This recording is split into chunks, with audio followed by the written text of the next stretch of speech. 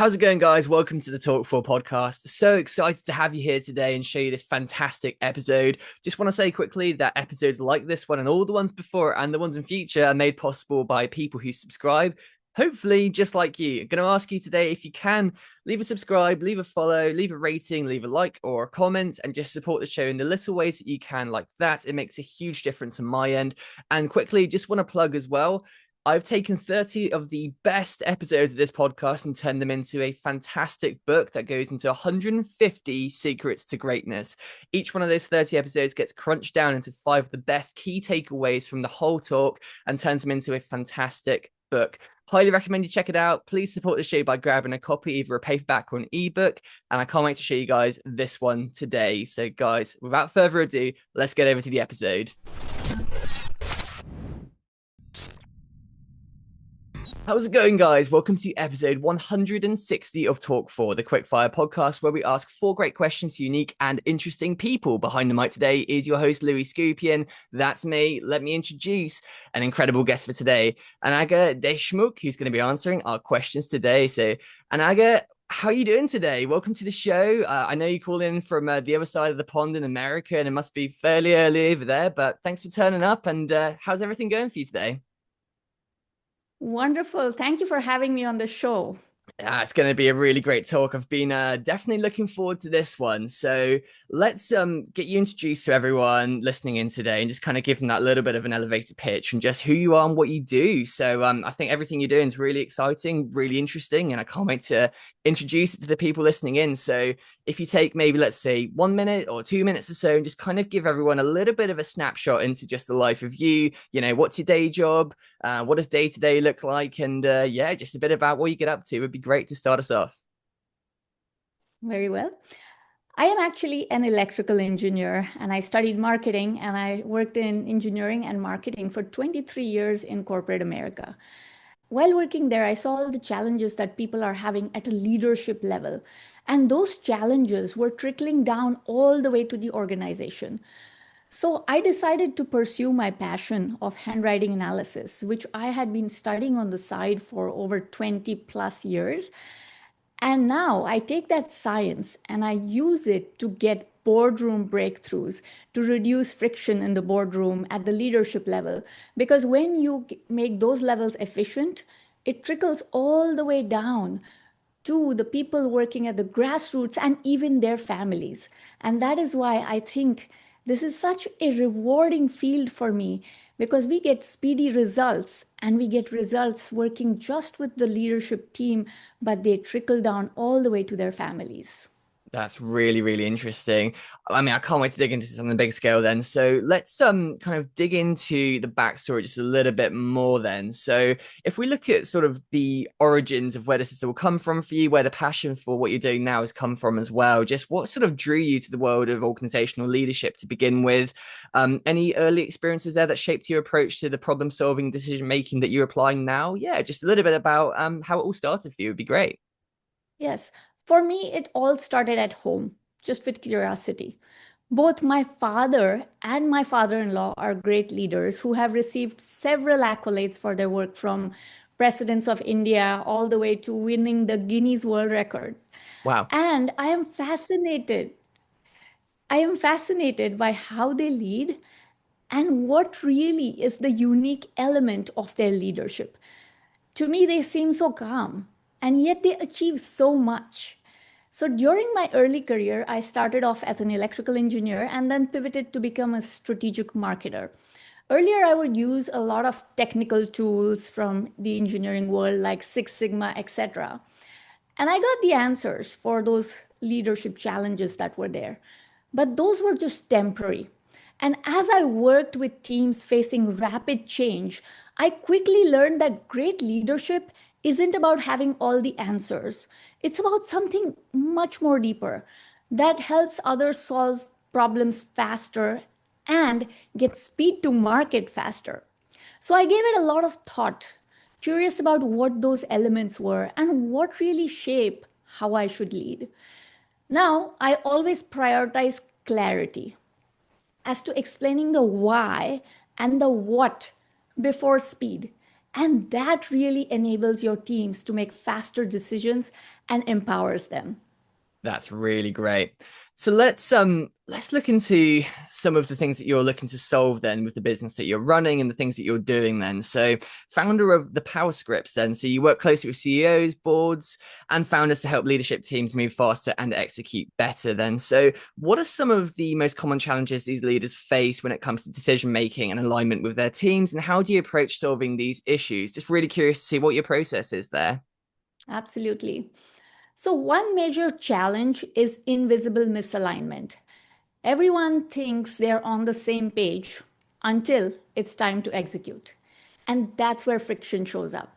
So small misalignments become really big delays.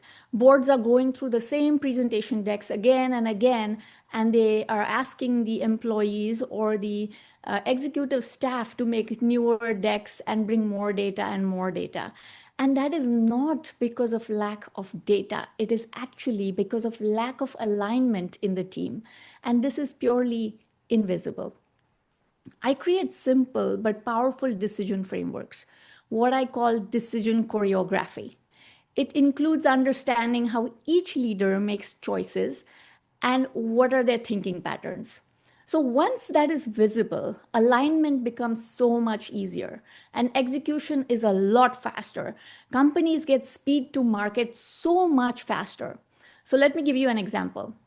For example, one of the leaders on the C suite is a process oriented thinker. So, how he's thinking is task A, then B, then C, and then D. This is what we have to do for this initiative. But on the other hand, another member whose thinking pattern is analytical is thinking about the pluses and the minuses. So the reason for friction is one is stuck with the pluses and minuses of the data, where the other one finds process and he wants to emphasize on process that needs to be upgraded. So identifying these personality traits in the C suite really brings harmony in the boardroom and it brings context to why these people are asking these questions. And once they understand each other and their thinking patterns, things just flow so smoothly and decisions are so much faster. And these are speedy changes that we can make just by amending their handwriting. Wow, that's really interesting. So let's actually look into exactly how that process works and pans out then. So let's say you got a new client on board, in a week's time or tomorrow or something there. Where would you begin with that then? So when you say handwriting, I mean, what are you seeing in that? What are some of the kind of things you look for and how does the process of your service sort of work? And then how does it get from A to, eventually, Z of, making this improvement, getting them aligned? So, what we do is we work in two ways. First is when there's a new board member or a C suite member or even an executive that is hired in a company, what we do is we help them with pre hiring assessment. We help the recruiting team as well as the CEO understand really who this person is. Because with the traditional computer based tests, you can't go this deep. But with handwriting, you can go many levels deeper and you can understand traits that hold people back as well, that could slow people down. You understand their innate strengths, but at the same time, you understand their areas that could hold the whole organization back. Things like paranoia or selective listening. These things, they would not come out in any computer-based test. So that is what we do. We help with pre-hiring assessments for organizations. The second part where we come in is we work with the existing board members and we help them understand each other's personality traits. We help them understand each other's innate strengths and then also things that are thinking patterns. Why is certain board member or why is a certain executive member of the staff thinking in a certain way? Why is he asking for that certain data that he wants? So once you understand their thinking pattern, whether he is a process oriented thinker, analytical thinker, or a more holistic thinker, then you know how to present the data and what questions to ask this person. Along with that, we help them understand how their relationships are, how they see the world, how their red flags are manifesting into the workforce, and we help them remove the red flags. As soon as we work on these things that are holding them back, the entire organization speedily sees all the changes. So this is very fascinating for most people, and they're very skeptical at first. But once they get understanding their traits, they're like, oh yes, this is what's holding me back. And then the entire team understands them better as well. And you would be surprised how this directly reflects on business results. Yeah. Let's look at it then. So what I'd love to do is just see if you've got any kind of examples of some of the work that you've already done and any stories really from there where you've seen like an incredible transformation in someone or a company or an organization through something as simple as just a bit of handwriting then. So have you got any kind of really good stories of someone that you've worked with potentially or something that you've done and then you've seen like such an incredible transformation from then there? So yeah, anything like that? Yes. So we have a CEO that we work with, and she brought us in. And her company is $50 million in revenue per year. And she had a lot of friction going on in her executive team, as well as the board was taking forever to make decisions on certain capital investments that she needed to make so she can bring the new products to the market. Because Christmas and Thanksgiving were right on the corner and she needed to make more product so she can compete with this new competition that has come in the market. And it was very hard for the board to understand first, what is she asking for? Why is she suddenly asking for this huge capital? And then she started thinking deeper. She came in my contact and decided that, yes, I'm going to take this science to my boardroom and to my executive team. And she got all the analysis done for every member on her executive team. One of the members who was presenting to investors was always late with the decks. And it used to frustrate her. And she thought it's she that doesn't have clarity. She's not giving enough clarity. And then she was bringing in more executive members to bring in more decks and more data to the table. But actually, the problem was something else. The person who was pulling together the data for these investor meetings had severe procrastination in his personality traits. And we uncovered that, and very quietly, without mentioning it to a whole bunch of people, we helped him fix it. And the CEO and her PR people, just the whole team started working so much more efficiently. And as soon as you could see that arm changing, and I'm talking about weeks, not even months, and in weeks, everything, the dynamic changed. And the next board meeting she had, she got the approval for the capital because this member talked about the investors, what they want. And he presented the data in such a nice and crisp way that there was clarity for everyone. And then she had one success. Then she had another one. She worked with her board and actually told them what is she doing. And this science is commonly used in Europe, in France and Switzerland for pre-hiring. But it is not taken very popularly, it is not taken outside the pre-hiring realm. It is not taken to boardrooms to reduce friction yet at this scale with so much science involved in it. So she decided, I'm going to take the risk and I'm going to tell the board about this magical science that I'm going to work with. As soon as she presented to the board, they were like, yes, we want to get our analysis done right now. So they worked with us, the entire board got their analysis done, and now we know about the executive team as well. So what we could do is we could understand the thinking patterns of the executive team as well as the board members. So there were some board members when the CEO asked for capital to the board member, that board member was getting stuck in process-oriented thinking. And here, the CEO is an analytical thinker, and she's just running numbers in her head that if I get this capital, this is how much market I will cover. This is what I would get for my Christmas sales. And this is how I can compete with my competitor. So in her head, all the numbers are running. But the board member is asking for data on how she's going to execute, what are the number of people she's going to add. The board member was asking for something completely different. Now the CEO, the executive members, and the board member, they understand that their thinking patterns are different. One has process-oriented thinking, the other has analytical. And as soon as they understood each other's thinking patterns, there was so much synergy in the boardroom, and decisions that took 3 to 4 meetings were happening literally in one meeting. That's great. You something I've seen you describe as well in your approach to organizational challenges is obviously systems thinking. So could you maybe just explain a little bit more just about the philosophy and give us an example of how this mindset has kind of helped solve complex issues for your clients? So whether in a large corporation or an early stage startup, just anything like that too. Yes, systems thinking means looking beyond symptoms and asking what really is driving this pattern. So instead of fixing the systems and the symptoms, I step back to see the full web of data, the processing patterns, their relationships with each other, and what are their protective behaviors. So, for example, when I worked with a startup where product launches were always delayed, at first leadership thought it is an issue of accountability. But really, when my team and I mapped the system, we saw that priorities were constantly shifting, feedback cycles were unclear, the team had no mechanism to renegotiate commitments. So we sat down with our leadership teams, and using this science of handwriting, we mapped out the innate strengths of the leaders and uncovered personality traits which were much deeper. And then we found out what's slowing them down.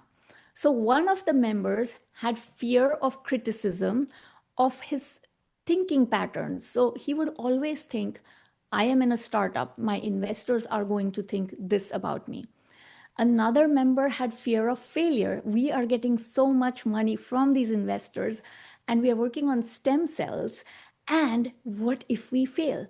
The constant thought process in his head was about failing and not winning. And we uncovered all these things. We removed the paranoia that was there. Just with handwriting pattern, we could change what was holding the entire team back. So the beauty of what my team does is we fix personality traits with the power of the pen by rewiring the brain through hand-brain coordination. When we see the patterns in the brain, the hand is just like a printer. Whatever is happening in the brain, we can see like a printout in the handwriting. We can see everything that is slowing the team down. So, the same way that you can see the brain patterns with your handwriting, reverse feedback also works. Studies from Harvard, UCLA, and these top universities will show you that hand brain coordination works both ways. So you can program things with the motion, the micro motions of your hand. So within 3 months of working with us, the relationships in this team started to change. Their launch velocity increased, not because people worked harder, but because the system stopped pulling against itself. Nice. Can you give me an example maybe of some of these patterns that you see in people's handwriting and stuff too? Because I'm curious. I'd love to because I know we've got an offer to give people at the end of this podcast too. So I'd love to play my own one and see what you think as well. But for example, on me, I don't want to reveal too much, so you can have room to blow my mind with it too. But obviously, I kind of left school a little bit early to do home education because I was doing professional tennis when I was a bit younger too. So my handwriting was a bit underdeveloped and stuff too. I've got a pretty, bold personality, I'd like to think, and stuff as well. But, if you were looking at someone's signature or their handwriting, what patterns are you looking for there? What do you see and how do you sort of correlate that to something in their traits? So anything you can give us an example of there that kind of explains it a little bit better? Absolutely. With handwriting, you can uncover over 100 traits. And when you're uncovering this, what we look at first is what is the person known for and how is his nature. When he works with other people, what is he seen as? As a generous, kind hearted person or a person who people can rely on for innovation, innovative ideas? What is he seen for? So we look at the overall package and we can tell that from handwriting. The second part that we look at is how does he process the data? What happens in the brain? Is it analysis that comes up first, pluses, minuses, weighing the pros and cons? Or is it that you think about process and lay out 1, 2, 3, 4, all the steps?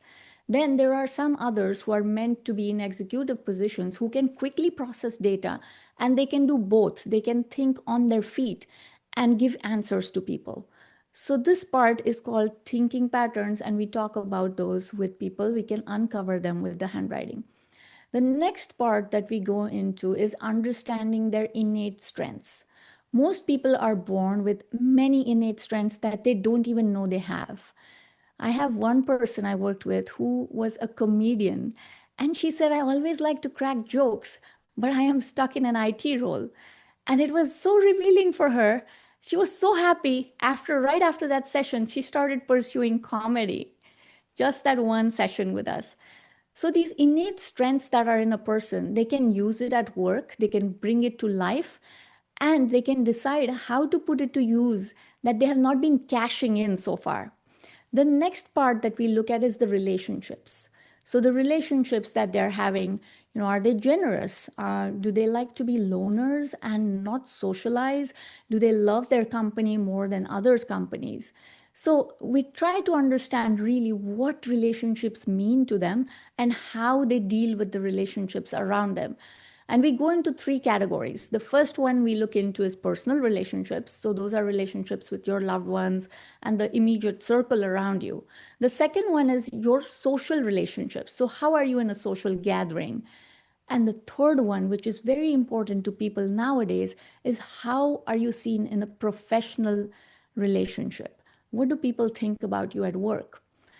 Then we go into looking into the health issues of the person that either the person could have had in the past or could manifest in the next 4 years. So this is not fortune telling. Then, lastly, the most important and fascinating part for everyone is to understand what are those deep seated personality traits that are holding them back in life, in their career or their relationships. And as soon as they understand that, half the battle is won. 50% of the battle is won right there when they uncover that pattern. But also, we help them alleviate or we help them fix that personality trait or upgrade whatever is holding them back into a more positive trait. As soon as that happens, people who are not getting jobs start getting jobs. People who are not getting the business results start getting just crazy business results. People who have investors working with them get sudden investments. I have so many stories to share on this that they fascinate me myself sometimes, thinking just with the power of the pen within a week, this person tripled his portfolio just in weeks. Wow. I mean, it all sounds really interesting. I'd love to try it out myself as well and see what we could figure out about me as well, because I think everyone else here, I know, like I said, we've got an offer at the end to give people as well, and I'd love to have an experience of this too and see what you can find. But another thing that your work spans is governance and sustainability too. So I guess, how do you integrate these elements into the decision making process, particularly when advising high impact leaders in the corporate space as well? So how can organizations ensure that they stay ahead of the curve in these areas as well? So I'd love to dig into that bit too. For me, governance and sustainability are strategic levers, not side conversations. Governance is about creating clarity around roles, risks, responsibilities, standard operating procedures. Sustainability is about designing systems that are resilient over time. So when I work with leaders, especially during strategy sessions, we start by getting a clearer picture of how they naturally think and how they make decisions. One way we do that is through handwriting. It might sound very simple, but it often reveals patterns like conflicts. Who jumps in without weighing the risks? Who tends to hesitate? We start understanding these. And then once the leaders see these traits in themselves, they can lead with more clarity and intention. The best teams I work with don't see things like governance or sustainability as limitations. They build with them in mind, and using their innate strengths, they put the right people to build sustainability solutions or governance solutions. Process oriented leaders often go and take over governance, whereas people who like to be out there in the PR world and who have been exposed to many other concepts in the industry typically pick up sustainability, and they build them with all these concepts in mind. So that kind of leadership always starts with deeper self-awareness, and a deeper understanding of who you are. You mentioned that this started 20 years ago for you, and it's something that's built out of passion. How did that start for you? I'm curious because it's a really unique thing and it's really interesting, and it's not something I've ever heard of before. And it's a pattern and a process that I haven't actually seen applied into the business world and consulting before, essentially. So for you, what sparked that passion? Was it an experience? Was it something you saw? Yeah, tell me about that too. So for me, the pen has been my favorite and my most dear friend. Since I was 12 years old, I have been getting pens as gifts, and I love to write. It's just my thing. Whenever I write, I understand things, and I know since that young age that when I write, I remember these things. So my handwriting was quite outstanding because of my grandfather. My grandfather's papers were displayed by the British on the boards as the poster for great handwriting. And he always wrote to me in letters about handwriting and more about understanding handwriting. Then that science lived with me. So then, fast forward, I went to engineering school. And engineering school has very intense exams. We used to have two sets of exams twice a year. And what I would do is there would be 1 month prior to the exams when we could prepare for it. So I would be overwhelmed by all this data. Oh my goodness, now I have to study for 7 subjects and I only have 1 month. What I used to do is I used to go to the paper store and buy this really high quality paper and then bring in all the question papers from previous years. And I would sit down and write every single answer to these question papers. Then I would bind it, and right before the exam, I would just go through it, and it would quickly come to my mind because I had written them. So I don't even need to go through the whole article. It would right away just come to my mind. Oh, yes, I know these 5 points about this. Move on. And what happened is when my engineering ended, I got a scholarship from my school, my engineering school, to come to the US and pursue my master's in electrical engineering. And that happened very suddenly. It was just, I went to college and then next day I knew that I was coming to the US. I grew up in India in a city called Pune. So the next day I know that I am leaving everything behind and I'm going somewhere else where I cannot take these big fat binders of my notes with me. So I gave them to somebody in engineering school thinking, wow, I've put in so much effort in making these. Let me just give them to someone who will make use of it. And I didn't think much about it. It did not have my name or anything. Years later, my friends, my cousins who were in engineering school in the same school came to me and they said, I think those are your notes that we still refer to. And this was 12 to 13 years later. Then another person came to me after 15 to about 18 years recently. And she said to me, that we used to refer. I told her my story when she asked me, why are you pursuing handwriting? I told her my story. This is my love of handwriting, and it has been there since my grandfather's time, and he's planted it into my head, and now this is my love. And she talked to me and she told me the library of our engineering school actually has these notes, these handwritten notes, and many batches after me refer to them because it is so holistic. It has answers from all different areas. And I was like, alongside, a lot of people ask me, do you know the science of handwriting? How do you write so perfectly? I think you have known the science of handwriting, and that is why you have perfected all your letters. And I said, yes, I've been studying it, but this is really my passion. So at the back of my head, I knew from so many signals that yes, this is my passion. This is my love. Now, when I went to corporate America, I saw so many women suffering. I saw so many leaders who are there at work and they have to be their best self. But behind the scenes, they are stressed out. Behind the scenes, there is so much conflict going on in the boardrooms. Behind the scenes, right before the board meetings, we had to prepare and prepare and prepare so much for the next board meeting. And I thought about this and said, what solution can I bring to the table? Because these women executives who are there at the boardroom, they're spending time away from their children even. So how can we make this easier for everyone involved, right till the children of the people? So what I did is I took this science and I took the leadership, art of leadership that I know about. I've been privileged to be around people who have taught me all these phenomenal concepts of leadership.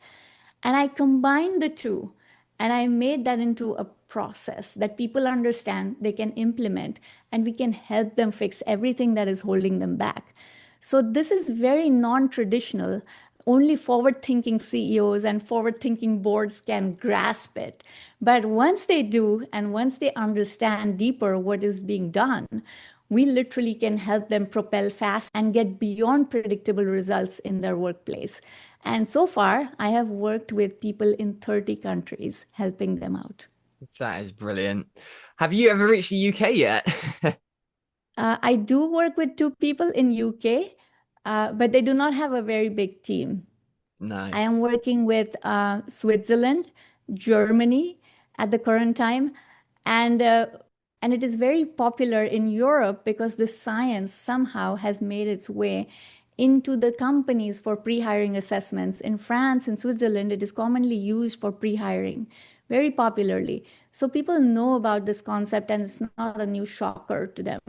In the US, it is not as popular, so only forward-thinking risk takers or the younger generations have picked it up and used it as a tool. I like it. Well, I think that's a really nice place to kind of go into the shameless plug then. So if we're talking about, this is a beautiful thing that you're doing, based out of passion with a rich history to it, and now you're serving people in 30 countries. It's really, really good, and you're seeing some good results for it too. So let's see if we can get some more people in on this too then. So if we go into the shameless plug then, just take a minute and just kind of promote a little bit more about where we can find out more about this, where the process is, where the website is, and where we can kind of access your services too. That'd be a great place to start. And then we're going to hit those people with an offer in a minute as well. Sure.